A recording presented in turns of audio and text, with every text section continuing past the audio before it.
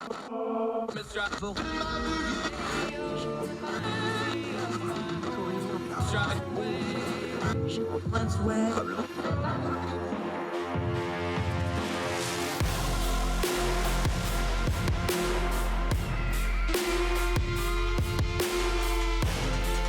your host, Andrew Donaldson. This is Heard Tell.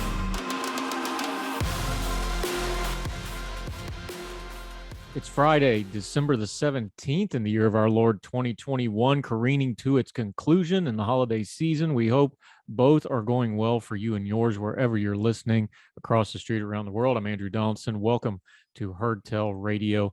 I am just thrilled to have done another week with you folks. Thank you so much for your support as we continue to try to turn down the news cycle noise and get to the information we need to make good decisions and discern our times. And we're going to lead off with a story that definitely needs some discernment. Later in the program, we're going to talk to our friend Adam Bass, a little Massachusetts politics. We're going to, as we go into an election year in 2022, the midterm elections, we're going to look at different states and different places. We want to keep a wide perspective on different things going on in the country, something we always work on here. We do perspective. That's why we talk to folks overseas. We talk to people in different states. We're going to look at the politics inside of different states over the coming years, all part of the perception that we want to try to do and the wider perspective we try to apply here. Also, we're going to have a story about a great American hero who saved Canada that has gone viral lately, and we'll touch on that. But first, let's talk about something that needs to be discussed that frankly I'd rather not discuss because I don't like delving into these things, but it's important for us to make sure that we're dealing in truth and that we understand that how we get our information is the most important part of making sure we have good information to put back out to other people. It's gone viral, and it's the most trending thing for 2 days running now as we enter into Friday. But let's back up for just a second and understand why it's going viral. There's an individual called Dr. Peter McCullough. He is a cardiologist by training, and he has been making a pretty good living for the better part of last year, talking about COVID-19, specifically the vaccines, treatments, things like this. It's a free country. He's free to do so. He is a doctor. That's all legitimate. But he went onto the Joe Rogan podcast. Now, just make sure everybody's on the same page here. You need to understand what the Joe Rogan podcast is. I'm not talking about your opinions of whether you like the podcast or not. That's subjective. You're free to listen to whatever entertainment you want to. The Joe Rogan podcast is the most popular podcast in America, probably in the world.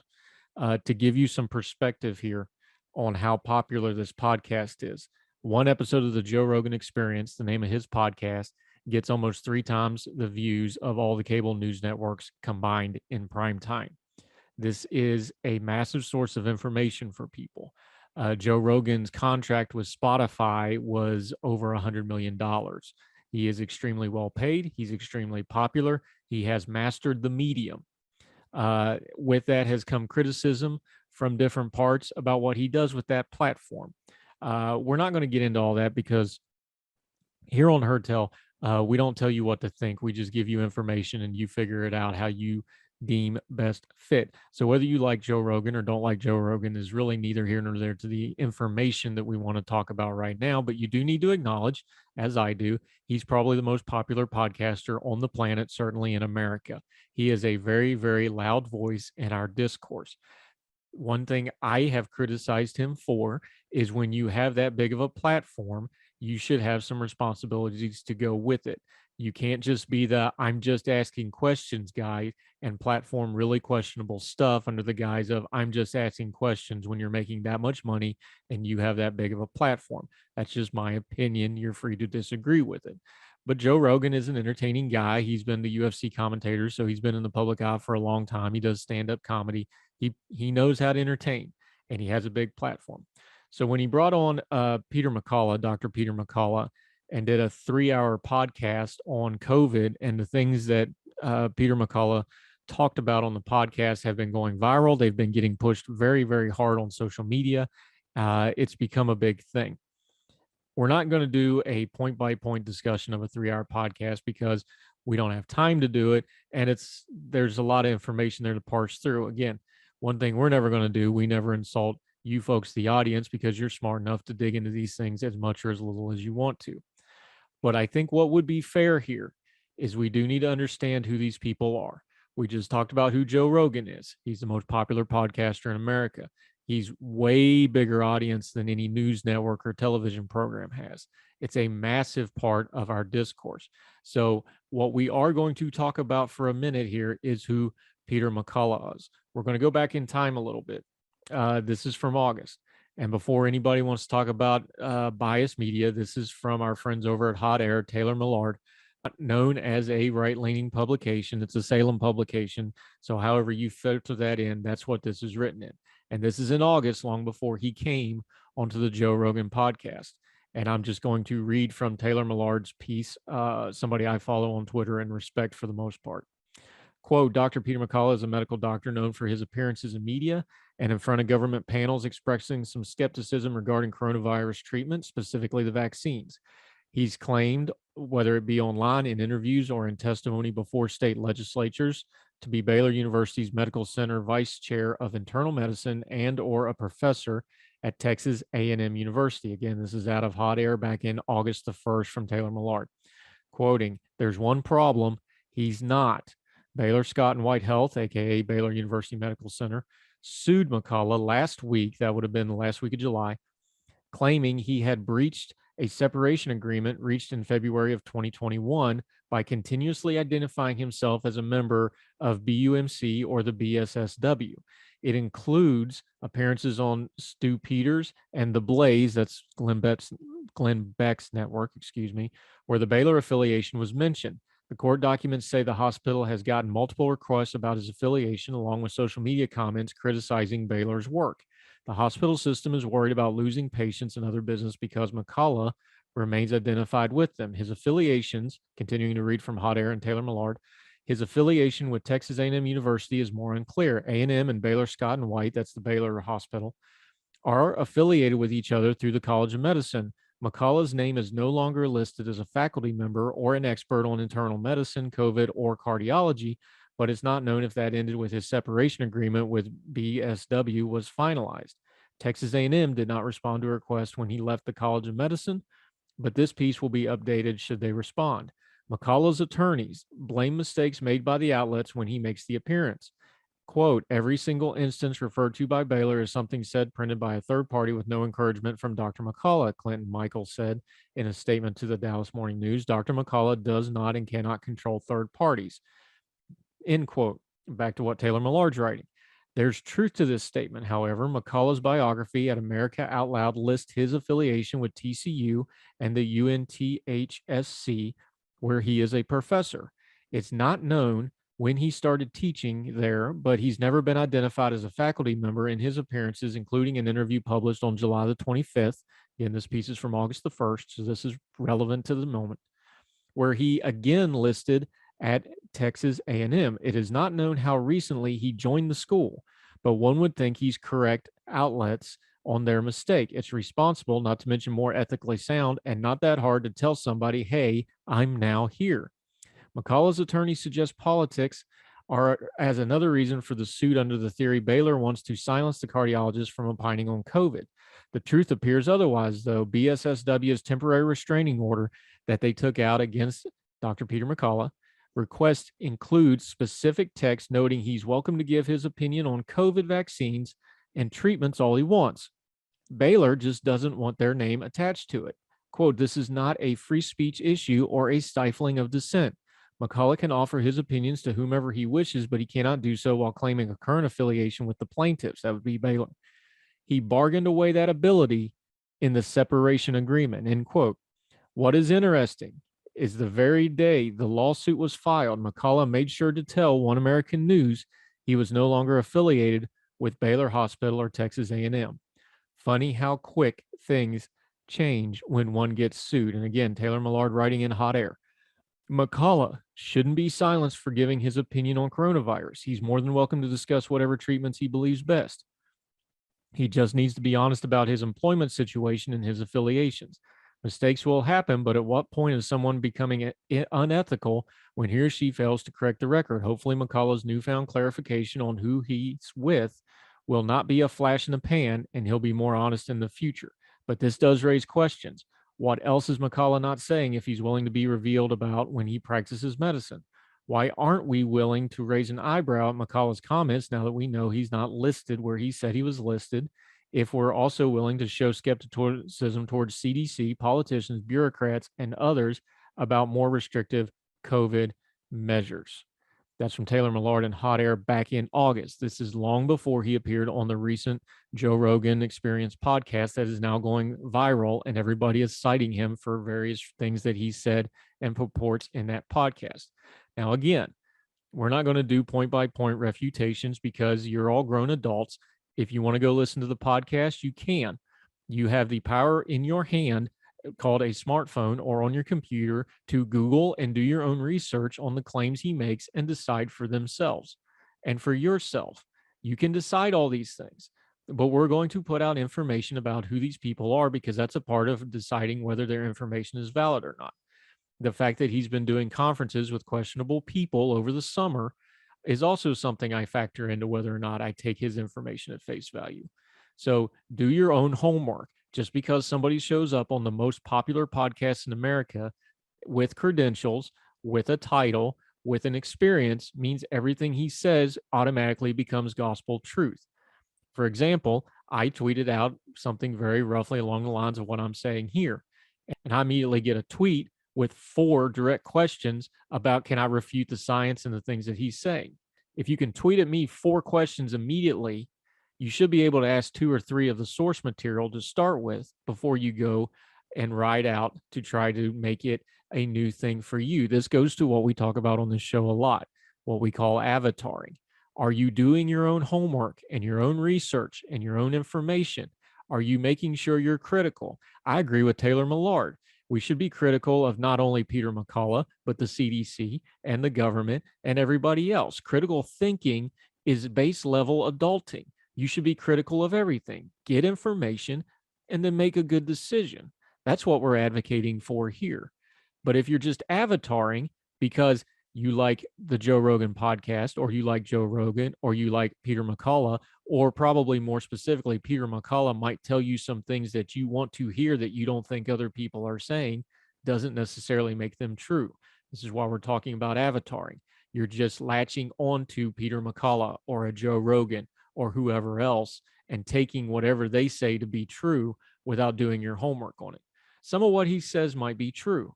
Some of it may not be. You need to do your own homework on it.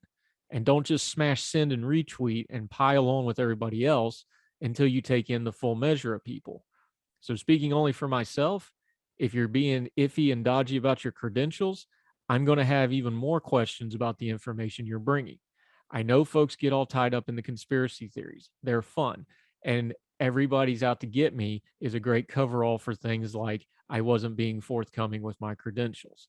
So if you want to attack me for not taking Peter McCullough and the Joe Rogan podcast at face value, that's fine.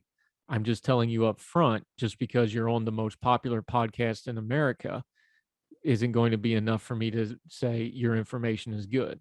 Same as just because you're the president of the United States doesn't mean your information's good. Same as just because I host the Heard Tell Radio means my information's good. You need to fact check me. You need to fact check the president. You need to fact check the CDC. And you sure need to make sure you're fact checking Joe Rogan's and Peter McCullough and see if they're giving you good information or not. Don't be a part of the herd. Be an individual first. Individual responsibility is something that'll keep you out of a lot of trouble here. Your individual responsibility with all this COVID information is to get the best information you can from a wide variety of sources and not just avatar the most popular voice in podcasting. We have more Heard Tell Radio coming up right after this.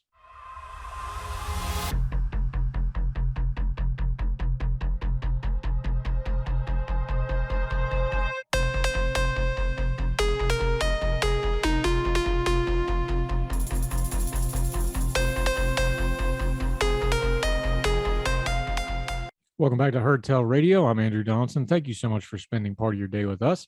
We hope you are subscribed on whatever platform you're listening, whether this is on Facebook, YouTube, any of the podcasting platforms. If you can make sure you subscribe, you'll get both Heard Tell Radio on weekdays and the Heard Tell podcast, where we do a little bit deep diving with. I want to talk about for just a second. You've probably heard tell that there's bad people on social media and bad people in news media and very bad people that use both of those things for their own ends.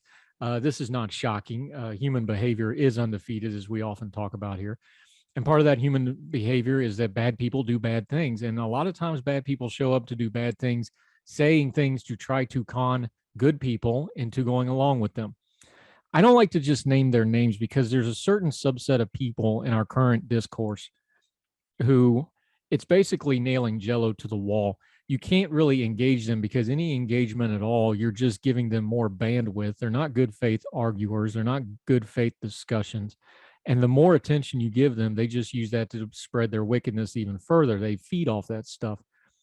At the same time, you want to be able to denounce them. So what do we do with people like this?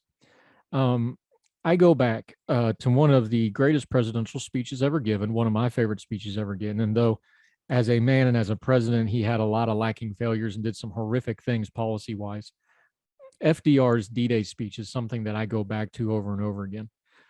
First of all, can you imagine if the president of the United States got on TV and streaming the way Roosevelt got on radio and led the nation in prayer? People's heads would explode. They'd probably never recover from it. But as the D-Day operations were going on and the way the time lapse worked, and because of security and the time zone difference and the technology of the day, the D-Day landings were well in progress when he announced that it was going on. The end of his D-Day prayer speech, which I think is one of the great moments in American rhetoric ever. Most people call it the Mighty Endeavor speech. And that part of it's famous, but the end of that speech deals with something very profound and very American. And I just want to read it to you. And again, this is in the context of a prayer. This is from 1944. So keep that context in mind, but hear the words that are involved here. Lead us to the saving of our country. This is FDR. And with our sister nations into a world of unity that will spell a sure peace and a peace invulnerable to the schemings of unworthy men, and a peace that will let all of men live in freedom, reaping the just rewards of their honest toil.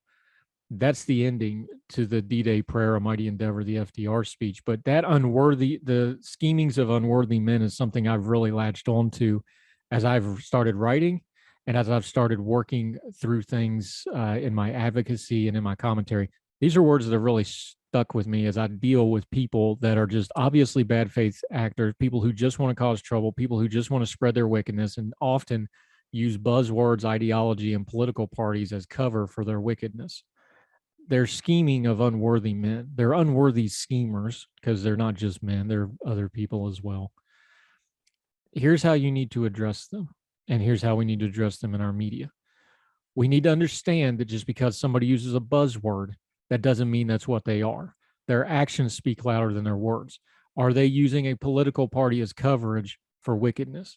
Are they using an ideology or a term like conservative or liberal or progressive or libertarian as cover for wickedness?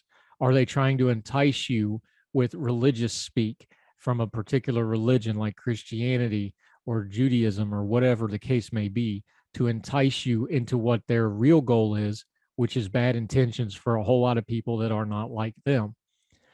The goal of all of us should be to have an America where the most people possible have the most amount of freedom possible. And these people are not interested in that. They're interested in dominating. They're interested in ruling. They're interested in making everybody same just like them. They will use things like political ideologies. They will use things like religion. They will use things like patriotism and your love of your own country towards those ends. They will say that the only real America is people that agree with them, or the only true believers are the ones that agree with them, or the only people who are worthy of our time are people like them. Listen to what they're telling you and believe them, because if they really just want everybody to be like them, what they're really telling you is they want to be tyrannical powers so that they can make everybody be like them. That's not the America we all love and need. That's not the way almost any organized religion that is not a cult is set up to be. There's always freedoms of choices. There's always an ability for the person to make a mindset and a change and to decide what to do.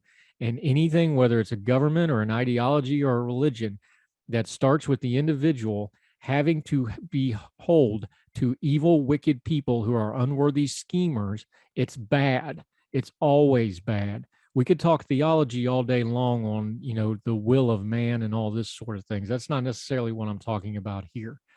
In the political and cultural realm, people want to dominate. They want to destroy. They want to make things the same, usually exactly how they see things. But that is not compatible with America. America is letting people have the freedom to be what they want to be within the confines of the law. And America is letting people have the ability to be wrong. So if you disagree with them, understand they have a right to be wrong as far as you're concerned. They have a right to be wrong, and they have a right to think you're wrong. And just because we think somebody's wrong is not enough reason to try to get the government or an entity or an institution involved to try to make them think differently.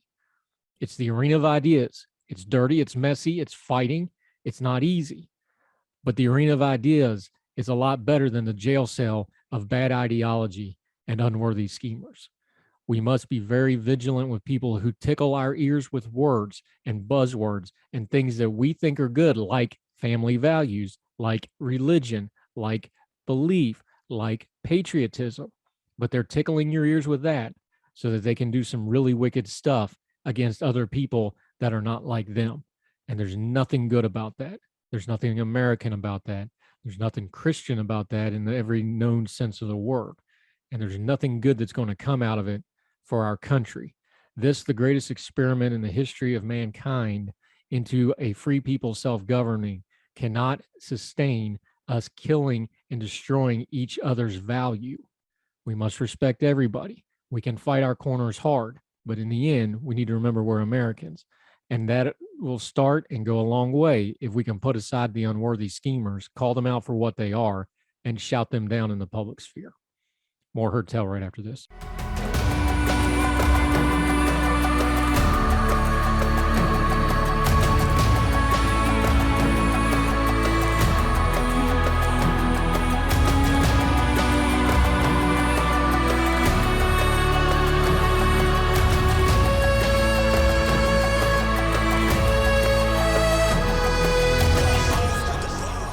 And I get to talk to one of my buddies, sometime Ordinary Times contributor and a local journalist from the great Commonwealth of Massachusetts, our friend Adam Bass. How are you, sir?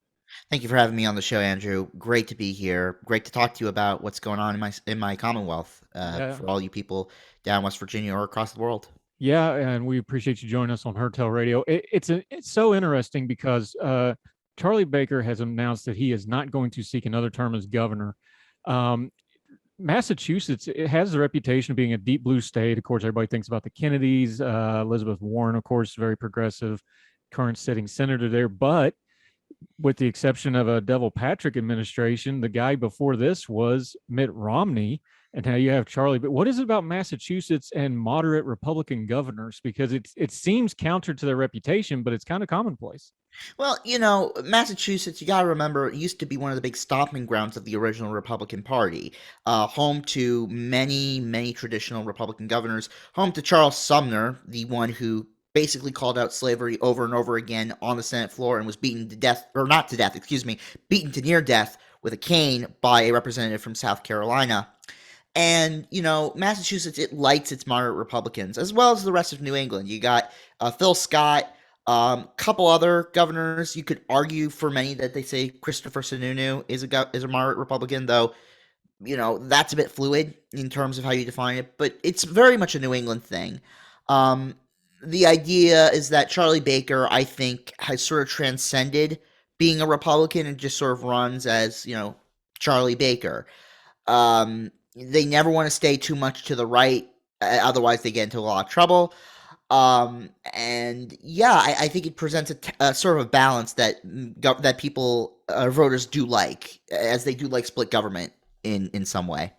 Yeah, and this is a story with Charlie Baker in Massachusetts that, like almost everything in politics now, when it comes to Democratic and Republican, he has a little bit of a Trump problem with his own Republican Party in Massachusetts, and that is part of what's facilitating him not seeking another term. Explain that to folks, because it seems it seems backwards, but you have a Republican Party that's going to move more to the right, even though it's more of a progressive left blue state.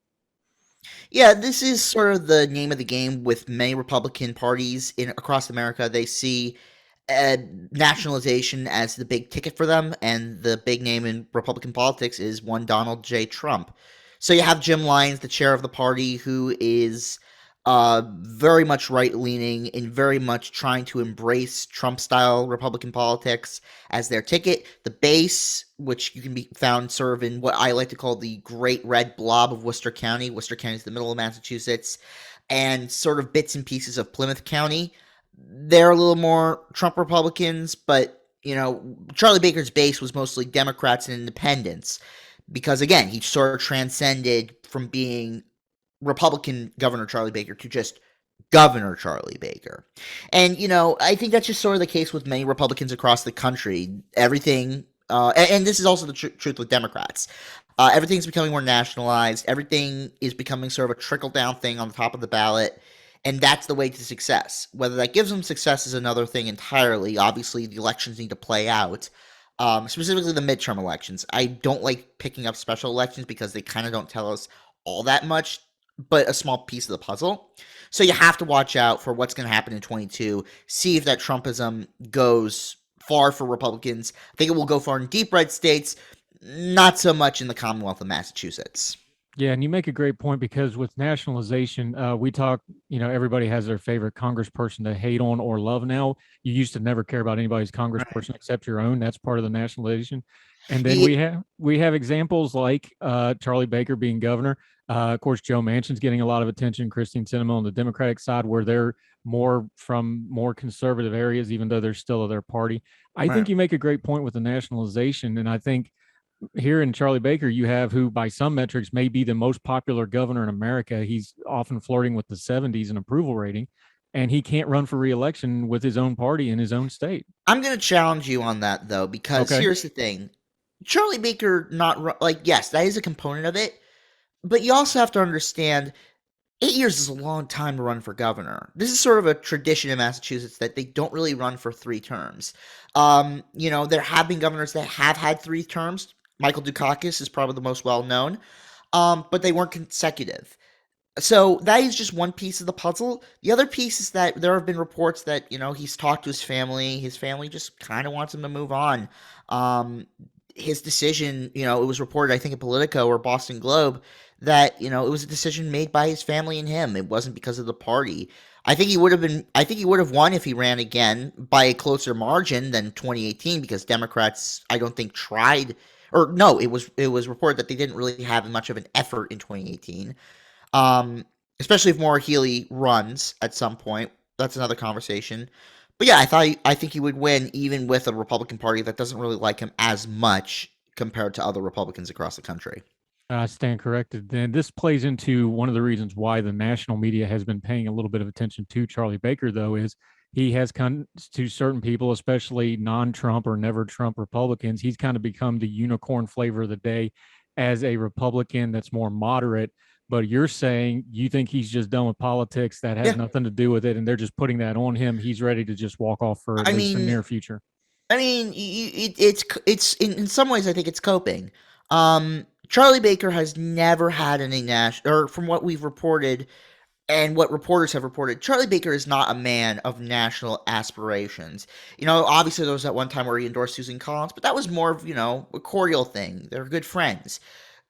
Charlie Baker would not win, at least right now, a Republican primary or maybe even national election. I think he would. There are some scenarios that he would win, but right now, in a very educationally polarized and just socially polarized country, I don't think that's possible. Now, I do think at some point in our lifetimes, the polarization will decrease, and hey, Charlie Baker theoretically could win, but I think he's done. You think he's done at least for the near future? So for the near future. I mean, he's going to be... Go ahead. Yeah, I mean, think about it. Like, let's say it goes, the polarization decreases in 10 years, right? I'm 30.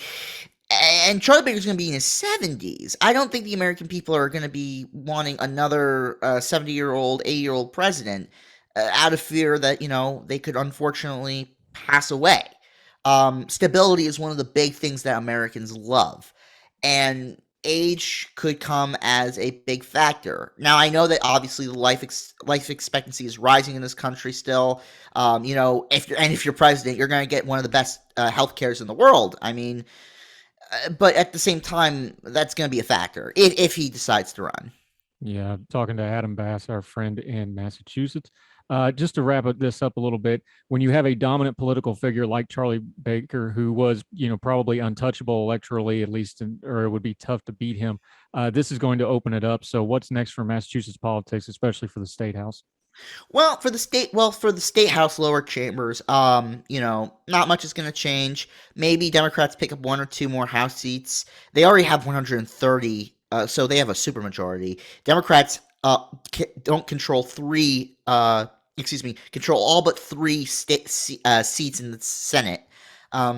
There's often a joke that you can fill a sedan with all the Republicans in the Massachusetts State House, but for the main list. For Democrats, obviously, it's going to come down to whether Maura Healey or Marty Walsh, or when they will announce. Maura Healey is the Attorney General of Massachusetts, has signaled that she is going to run. Marty Walsh is the current Labor Secretary for Joe Biden, as well as the former mayor of Boston. He has made hints that he could run.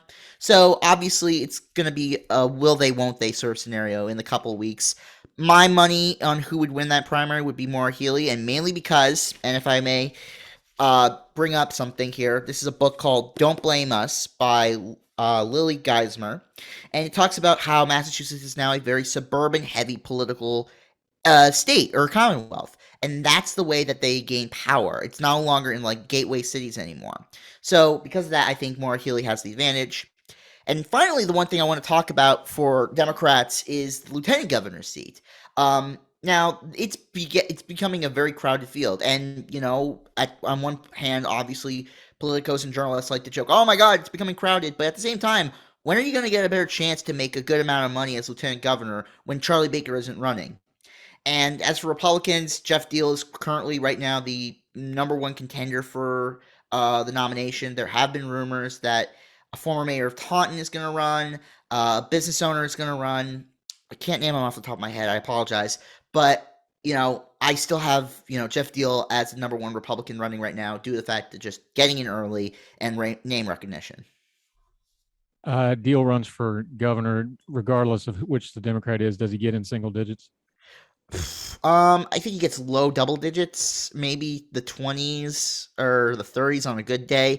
You got to remember, the national environment's going to play a part too. I do think that Democrats will probably win this race, but if Joe Biden's approval rating is really lousy, or if Democrats are just not having a good day, I think it could be a moderately close race, and I put quotation marks around moderately, maybe a 20-point difference instead of like a complete blowout. If Joe Biden's approval rating just somehow gets back up and Democrats are maybe 3 points ahead on the generic ballot, I think you'll see a landslide in Massachusetts. Yeah. He's our man in Massachusetts in the never boring world of Commonwealth politics up there. Adam Bass, appreciate your time, my friend. Thank you, sir. Let folks know where they can find you on Twitter and elsewhere for your great information that you bring us. Yeah, so I am at Adam Bass of Mass on Twitter.com. I usually am now retweeting stuff for my job at the Daily Item in Lynn.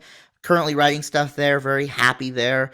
Yeah, and I also sometimes I do a podcast called The God Cabin, where myself, Jesse Hahn, Logan Rabe, and Jack Leary. You can find them at HJesse, at Logan ZT, and at Jack Leary 23. We talk about Massachusetts politics, have some guests on, have some journalists on. We sort of talk about what makes Massachusetts tick. I love this Commonwealth. I think it's very underrated in terms of, everyone's talking about swing states or even just the big big blue states like California and New York because they have that big cities. But you gotta remember, Massachusetts kind of was one of the big players in starting this whole country. There was the Boston Tea Party. There were the thinkers that came from here. It's one of the big stomping grounds of the old Republican Party and the new Democratic Party. So, as we often say, there's a Massachusetts connection. Yeah, and we just learned in Virginia, which 4 months ago everybody thought was going to be blue for a generation. You just never can tell, and we love to cover these states because we do get too national. And on Heard Tell, we love to touch on these states. So we'll keep coming back to you for Massachusetts stuff. Thanks, you, buddy. Appreciate Will you. do. Thank you so much. All right, thank you, sir. All right, take care.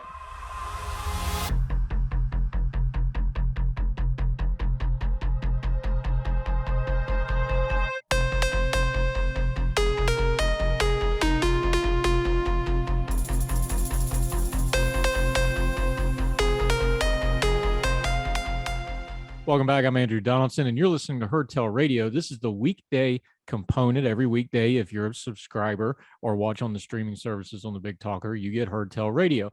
We also have the Heard Tell podcast, 32 episodes going strong, where we do deep dives with knowledgeable guests and continue the same principles we do on Heard Tell Radio of turning down the news cycle noise and getting to the information that matters. And nothing in the news cycle has been louder over the last year than the debate over CRT, critical race theory. Our friends over at the Narratives Project have a report out about how we've discussed it over the past year that it's been in the news, how we're talking to each other about it, the misperceptions, the confidence, the nomenclature, and just how everybody's mostly talking past each other and at each other instead of with each other on this subject. So our friend Sofia Sedergren-Booker of the Narratives Project, who helped author this in-depth report, joined us on the podcast to talk a little bit about CRT, not debate CRT itself, but to break down how we're talking about it so that we can maybe have a little bit better understanding. That clip right now.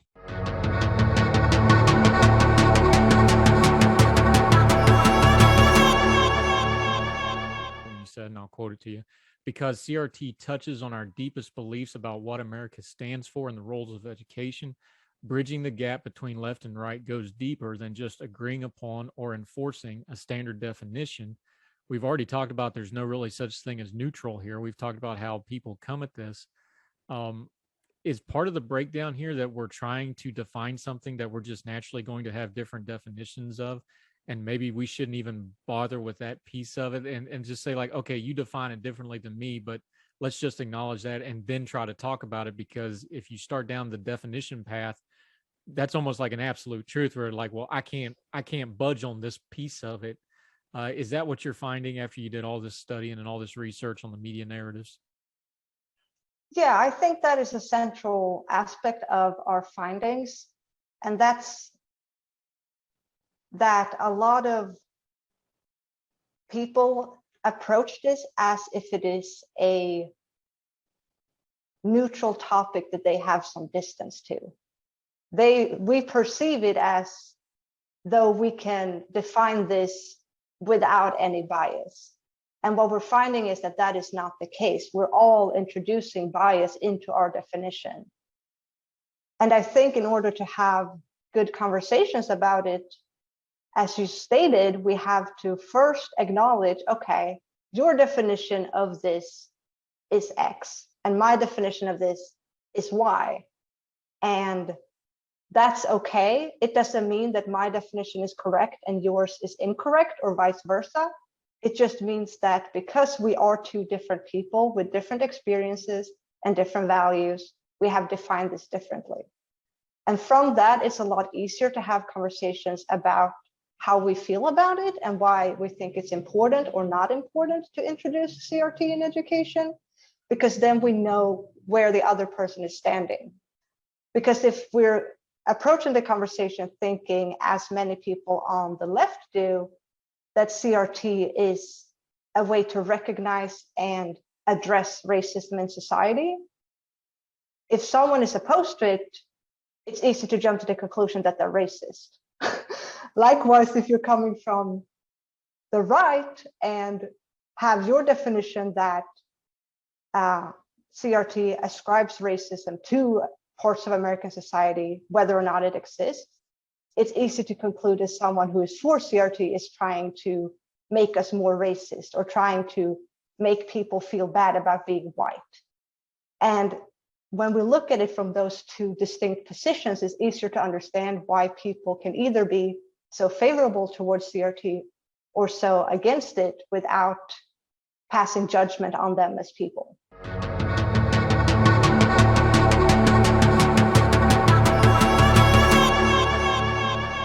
The entire Heard Tell podcast was Sofia Sedergren-Booker from the Narratives Project on CRT, critical race theory, and how it is covered in the media is available wherever you get the podcast or the video portion of Heard Tell. If you're subscribed to the Heard Tell radio, you're already going to get it. We hope you'll enjoy it. We hope you'll discuss it. We hope you'll share it. More Heard Tell radio right after this. Now let me see you go off like a bomb.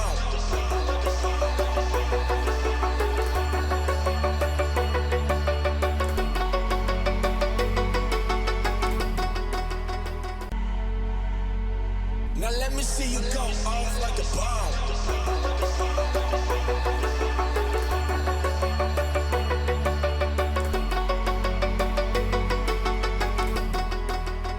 Welcome back to Heard Tell Radio. I'm Andrew Donaldson. Thank you so much for staying with us as we end out the week.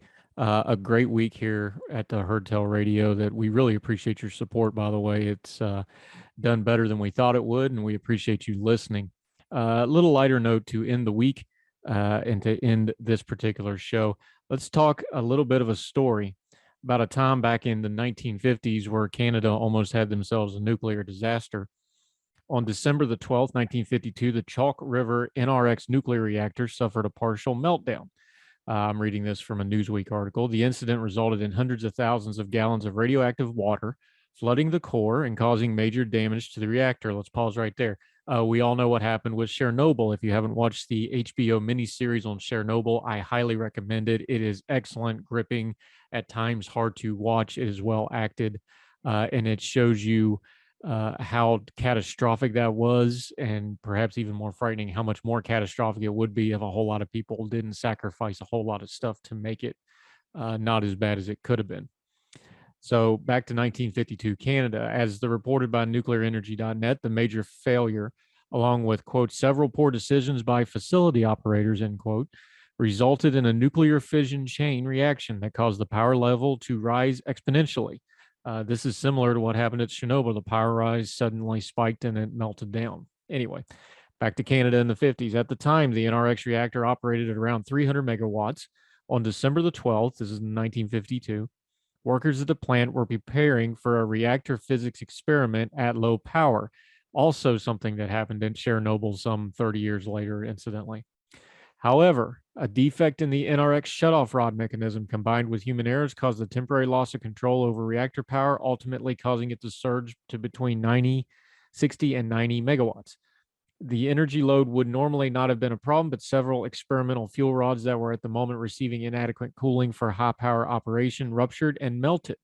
The FAQ section of the Canadian Deuterium Uranium Reactor website states, thousands of nuclear fission particles were released into the atmosphere. Then the radioactive water also ended up in the reactor building's basement before being pumped out into the shallow ditches near the Ottawa River.